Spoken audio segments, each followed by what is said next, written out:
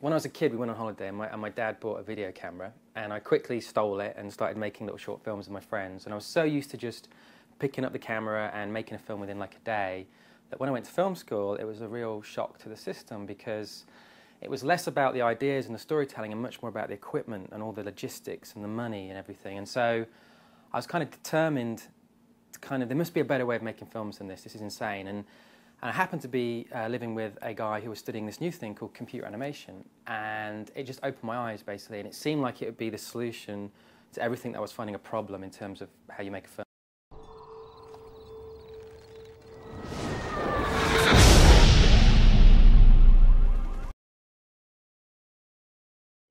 Yeah, so you graduate, you make a short film, and then you think Hollywood's going to call you up and give you a movie deal, and it just doesn't happen, or it didn't for me.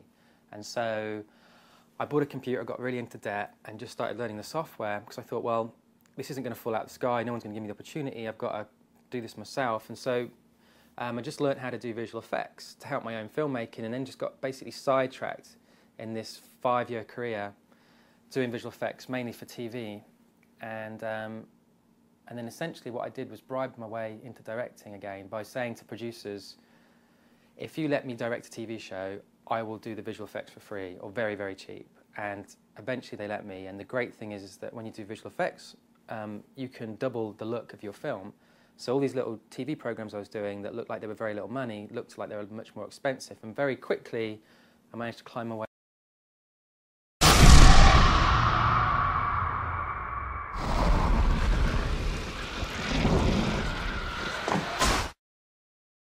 I was basically on holiday, and I was watching these fishermen pull in this net from the ocean. And when you do visual effects for a living, you can't help but imagine crazy stuff all the time. And they were really struggling. I was thinking, well, what's on the end of this net? And so I just pictured it'd be really funny if this giant tentacled dead animal came up.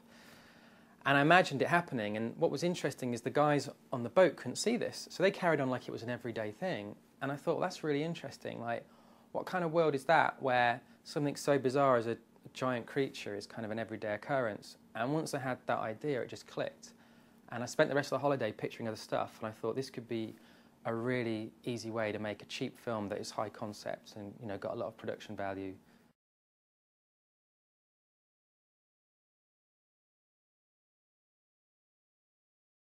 I think when you're telling a story like for the cinema, you want to tell a universal story. You want to pick something that everyone can associate with and understand. And one of the main goals you can have is to get back home, is a journey home. So once we cast 2 Americans, it was like, well, their journey back home is going to be back to America. And then obviously that journey's got to get progressively worse and worse. You know, at one point they're going to be on foot.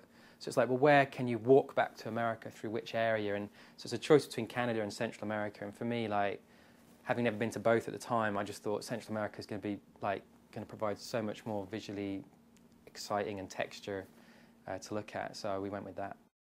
Lo único que quiero es un billete para el ferry a Estados Unidos. Solo le estoy pidiendo que me ayude.